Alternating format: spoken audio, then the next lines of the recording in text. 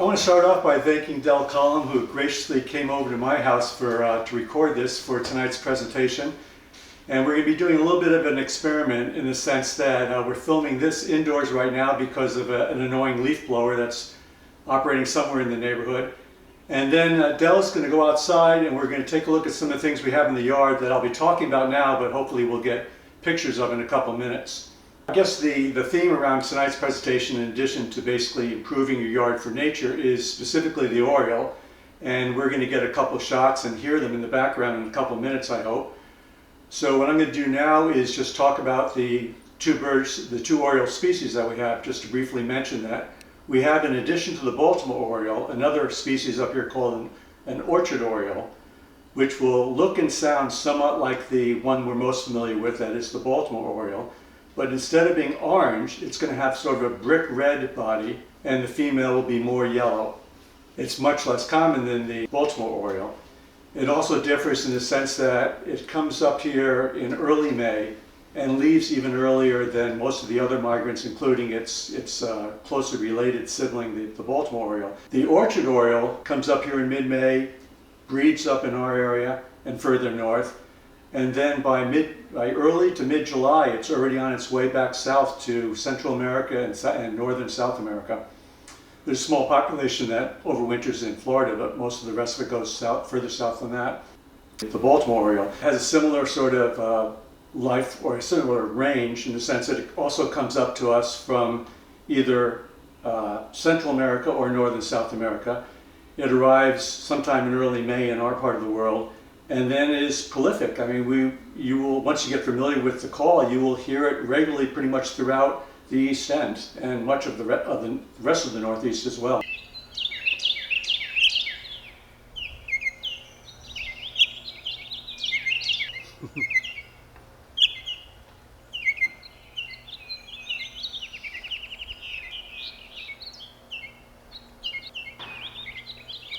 Unlike some of the other birds I'll talk about in a couple of minutes, it is not a cavity nester. That is to say, you can't buy a nesting box for it. It will be making its own nest, and if you're lucky enough to find one after the leaves drop in the fall or sometime through the winter, you'll see that it's got this beautiful hanging nest that it uses that often lasts through the season, and I'm not sure if they're reused, but they sometimes at least persist through into the next season.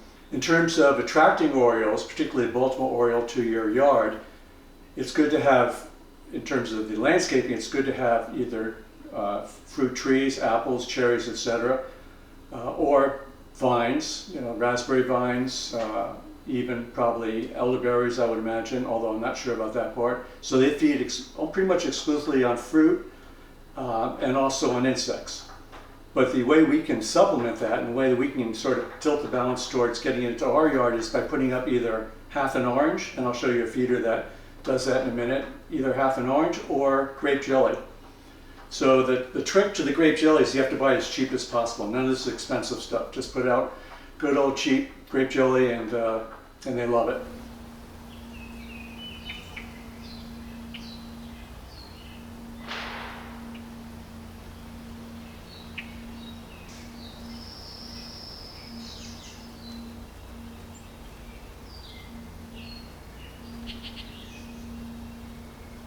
The other birds that will sometimes come to the jelly and to an orange would be the red-bellied woodpecker, and that is a year-round resident as compared to the oriole. Carolina wrens, which are also another year-round resident, will sometimes come to the fruit. And catbirds, which are not a year-round resident. The catbirds arrived around 2 weeks ago, and they are very common up here on the East End. They'll be in yards, but they won't come to normal seed feeders normally. They'll come to fruit, they'll also come, to jelly rather. They'll also come to raisins if you put them out. The other thing I wanted to talk about today are the cavity nesters. And specifically we have chickadees, wrens, all of which are here, in some cases year-round, in other cases come up as residents, and I'll show you a couple boxes of those.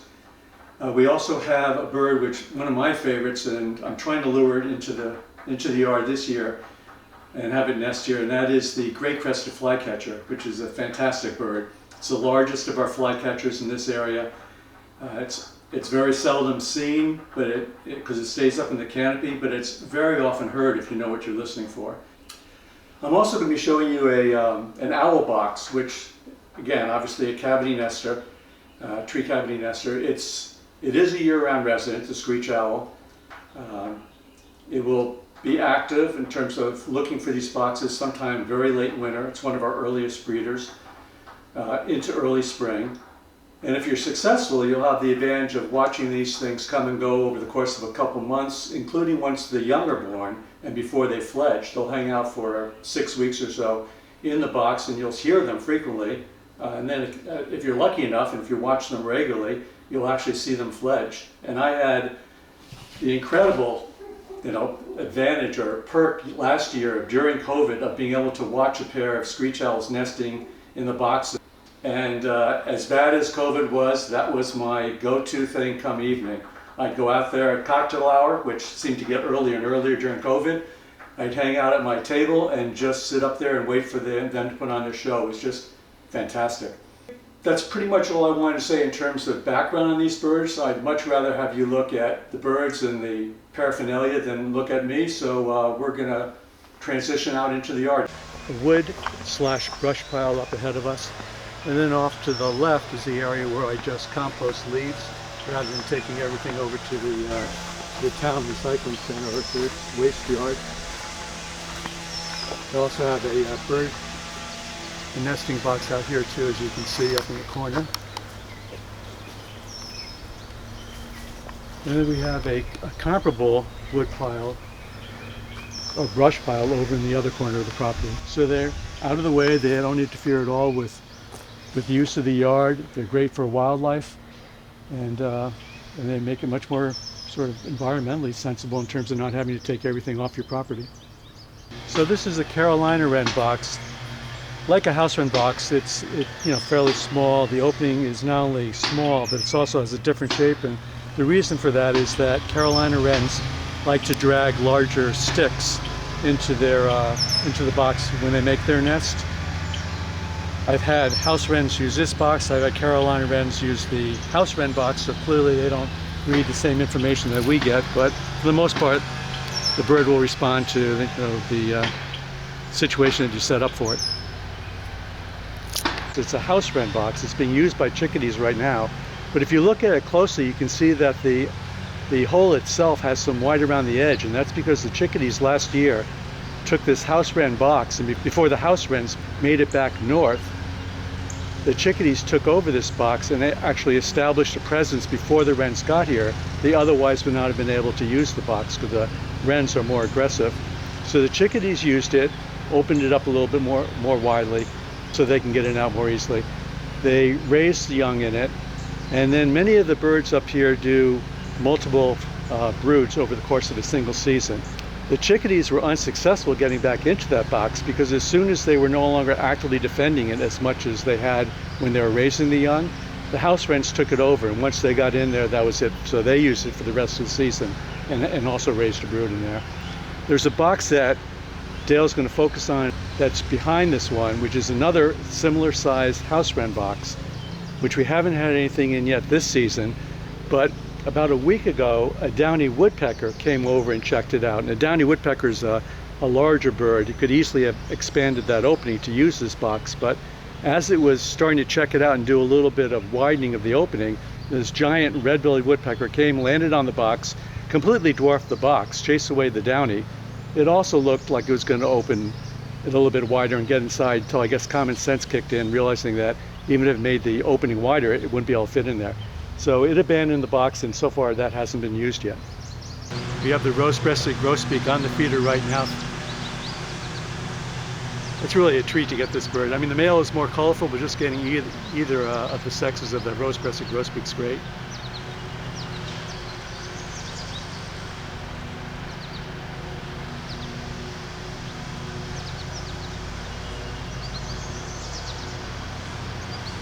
What we're looking at now is a male house finch, which in breeding season has quite a bit of red. And they can sometimes, understandably, be confused with a purple finch. The coloring, not the coloring, but in both cases they will show so much sort of red/purple. But when you get a good view of a purple finch, it really does look quite different. It's almost like a raspberry wash over the whole bird. Now we're looking at a American goldfinch, which is sitting on top of the pole.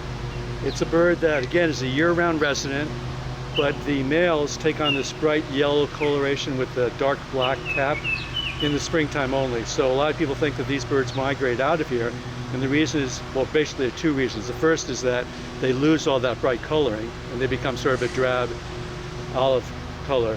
The second reason is because these birds are notoriously nomadic. It doesn't matter whether or not you have a steady source of food out there. They will show up at your feeder, stay there for a while, and then just cruise out and hit other places in the neighborhood. They may not return for a couple of weeks or more. Unlike, for example, chickadees, titmice, cardinals, all of which are really very faithful to feeders. So right now what you're looking at is a grackle, and true to form, it's showing that it's on the correct feeder, meaning it's not on the one that's displaying safflower, it's on the mixed seed feeder.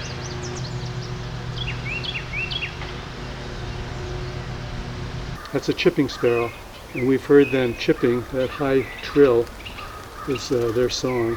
And they won't use nest box. They'll just form a nest in trees or shrubs where they have protective cover. They'll form their own nest in as thick an area of branches as they can find. And this is a house sparrow. Right above the red-winged blackbird, male house sparrow.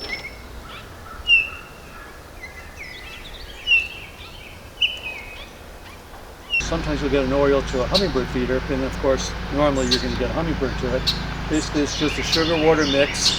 It's sort of it's substituting the nectar that these birds would normally get out of flowers. And I'd say you can expect to see them pretty much from early May. Most of them come through here at the end of April, early May. You'll see them throughout the season. And then towards the mid to late August, you'll start seeing a flurry of activity. And that's because the young will be out and about, learning the ropes before they head south. This is the first time we've had a titmouse on.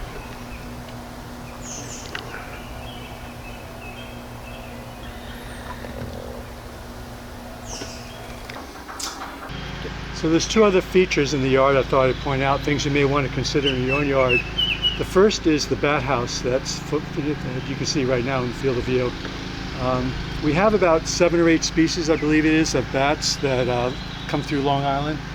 They're migratory for the most part, although occasionally a bat will be found during the winter months. But for the most part, they go south. The bats are obviously incredible insect eaters, mosquitoes and whatnot. So they're good to have from that point of view. The other thing about bats is that they're really facing, across the country, they're really facing hard times, and the numbers have been declining drastically. Here on Long Island, one of the issues is too little habitat, too little potential roosting sites. And this serves, hopefully it'll meet that need. I have not seen bats in here, well, I've seen some in the yard, but hopefully will be used at some point. And they're a nice addition to the yard. They're out of the way, not causing any problems. The other feature is having water on your property, whether it be anything as little as a pan of water that you put out on the deck to a little pond or some sort of moving water. Great feature for birds, particularly if there's any movement associated with it.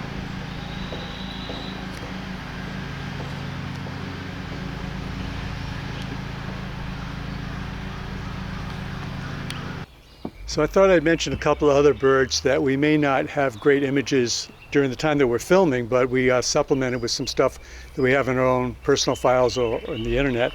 Other things that have been either seen or heard during the time that we were filming this out here. Black and white warbler, yellow warbler. All told, I'd say it's very possible over the course of a couple of years, and if you count throughout the season, if you're doing a count throughout the whole year, I'd say it's possible to have approaching 100, maybe even a little more than 100 species that you could see in a yard.